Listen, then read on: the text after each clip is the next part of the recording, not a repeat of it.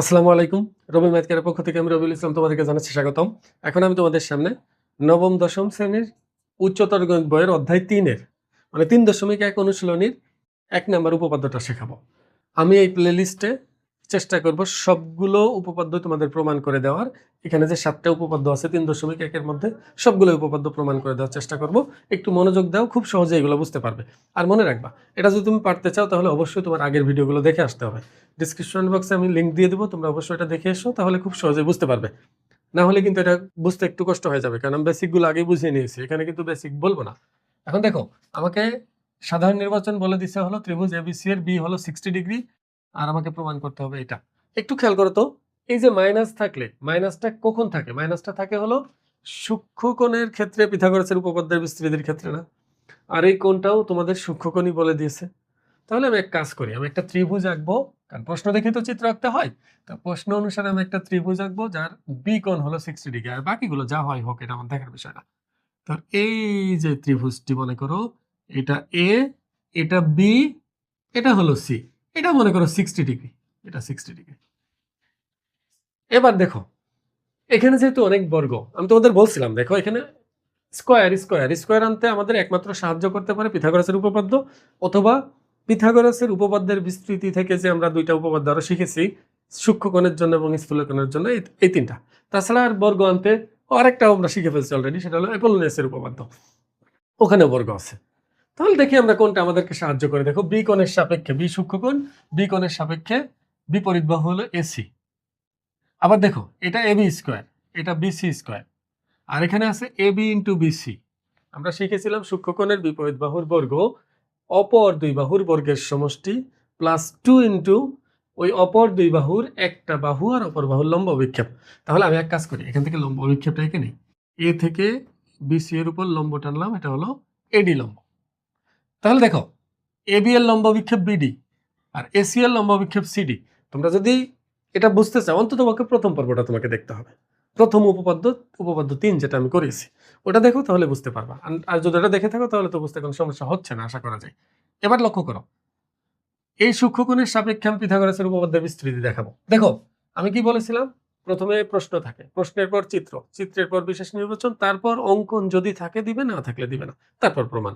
এখানে আমি চিত্র এঁকেছি, চিত্রের এই সাইডে আমি বিশেষ নির্বাচন লিখবো, কিন্তু আসলে বিশেষ নির্বাচন কিন্তু চিত্রের নিচে দিতে হয়। এটা কিন্তু আমি বারবার বলতেছি, তোমরা ভুল বুঝো না।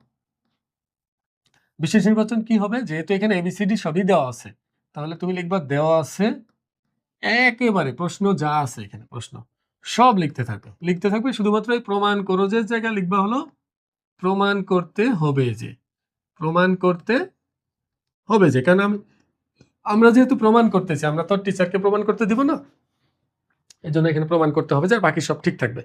তো যেহেতু এখানে প্রশ্ন আছে, আমি তো দেখতেইছি, তাহলে আমি শুধু প্রমাণটা লিখি, অঙ্কন নাই। অঙ্কন মানে কি, অতিরিক্ত, এখানে বোঝা যায় না, এরকম যদি অতিরিক্ত কোনো কিছু করতে হয় সেটা অঙ্কনে দিতে হয়। অবশ্য এখানে তো এটা বলে না এডি লম্ব আঁকার কথা, তাহলে অঙ্কন দিয়ে দাও, অঙ্কন দিয়ে দাও, এটা অঙ্কন দিয়ে দাও হলো তোমার বিসি এর উপর এডি লম্ব আঁকি, বিসি এর উপর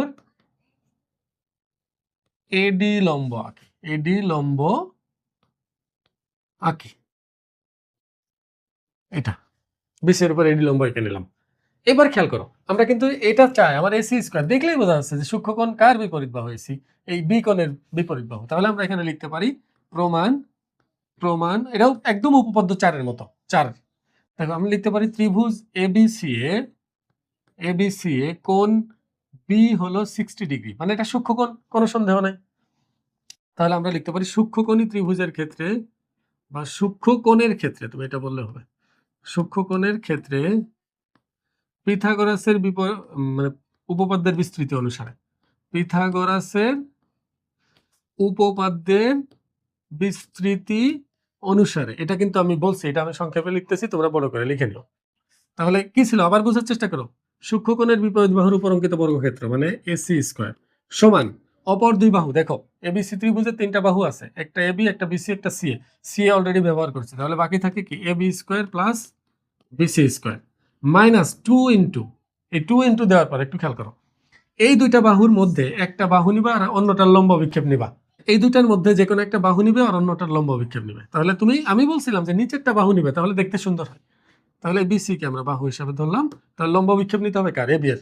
এবি এর লম্ব বিক্ষেপ কোনটা দেখো তো? এবি এর লম্ব বিক্ষেপ বিডি না? তাই বিডি দিয়ে দিলাম এখানে। এবার দেখো প্রমাণের মধ্যে বাম পাশের এসি স্কয়ার মিলে গেল, এবি স্কয়ার বিসি স্কয়ারও মিলে গেল, কিন্তু এখানে দরকার এবি আর বিসি। দেখো এবি আর বিসি দরকার, কিন্তু আমার বিসি আছে, কিন্তু বিডি সরাতে হবে এবং নিয়ে আসতে হবে কি? বুঝো, কিন্তু বিসি আমার পক্ষে এটা আছে, কিন্তু এবি আমাকে আনতে হবে প্রমাণের মধ্যে, আর বিডি কে সরাতে হবে। তুমি আমাকে বলো বিডি আর এবি এটা কার সাথে সম্পর্কিত? এই কোণের সাপেক্ষে বিডি হলো ভূমি আর এবি হলো অতিভুজ। ভূমি আর অতিভুজ কিসের মধ্যে আছে? কজের মধ্যে। কজ থিটা সমান ভূমি বাই অতিভুজ না? কোবরে ভূতলে শিখেছিলাম না? তাহলে এইভাবে আমি যদি এটাকে সরাতে চাই, এটা 1 নাম্বার দিয়ে রাখলাম। এটাকে সরাতে চাইলে অবশ্যই আমাকে এটার মধ্যে সম্পর্ক স্থাপন করতে হবে, তারপর বিডি কে দূর করে আমাকে এবি আনতে হবে। তাহলে আমি বলতে পারি ত্রিভুজ এবিডি এ cos cos AB cos B সংক্ষেপে দিলাম, কজ বি সমান হচ্ছে কোবরে ভূতনিক বিডি বাই অতিভুজ, মানে বিডি ডিভাইডেড বাই তোমার এবি। তাহলে cos b মানে cos 60 ডিগ্রি।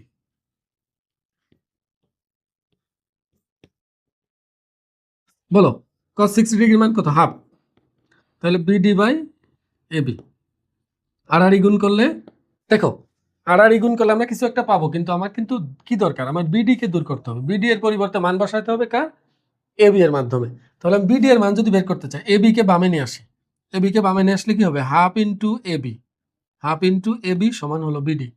এবার এই বিডি এর মান, এই বিডি এর মান আমি যদি এই বক্সের মধ্যে বসিয়ে দিই, দেখো এই বক্সটাকে এই বক্সের মধ্যে যদি বসিয়ে দিই, কারণ বিডি তো দুইটাই, তাহলে আমার প্রমাণ হয়ে যাবে। তাহলে আমরা লিখে দিই বিডি এর মান একে বসিয়ে। দেখো বিডি এর মান যদি একে বসাই, তাহলে আমরা পাচ্ছি বাম পাশে হলো এসি স্কোয়ার, ডান পাশে আসতেছে AB square plus BC square minus 2বিসি। আর এই বিডি এর মান কত? বিডি এর মান কিন্তু হাফ এবি, তাহলে হাফ এবি বসিয়ে দাও, হাফ এবি। 2 কাটা। তাহলে আমার সেই কাঙ্ক্ষিত প্রমাণ চলে এসেছে, এসি স্কোয়ার সমান AB square plus BC square minus BC into AB বা এবি ইন্টু বিসি। তুমি সাজিয়ে লেখো, কোনো সমস্যা নেই, ওটাই প্রমাণ করতে বলছে। আমি আশা করবো তোমরা বুঝতে পারছো। দেখো একটু ভালো করে লক্ষ্য করো, এটা দেখলেই বোঝা যায় এটা কি করতে হবে। এখানে বলে দিয়েছে যে কি কি আঁকবা, সবই বলে দিয়েছে। পরে এটা আনতে গেলে যে সূক্ষ্মকোণের ক্ষেত্রে পিথাগোরাসের উপপাদ্যের যে বিস্তৃতিটা আছে সেটা ব্যবহার করতে হবে, এটা বোঝা যায়। পরবর্তীতে যে বিডি কে দূর করে আমার এবি আনতে হবে, আর বিডি কে দূর করে মন চাইলে তো সরাই দেওয়া যায় না। তার বিডি আর এবি এর মধ্যে একটা সম্পর্ক আমার স্থাপন করতে হবে। তার জন্য বিডি আর এবি কিভাবে আনা যায়, যেহেতু কোনটা আমাকে বলে দিছে, কোনটা এই জন্যই বলছে, তখন আমি বুঝছি যে এই দুটাতে কজ নিলে আমার সম্পর্ক আসবে, পরে বসিয়ে দিলে হয়ে যাবে। পরেরটা একই রকম, পরেরটা দেখবে তোমরা পারবে। এটা যদি বুঝে থাকো তো পরেরটা খুব সহজে বুঝতে পারবে। আমি আশা করবো তোমরা বুঝতে পারছো। আসসালামু আলাইকুম।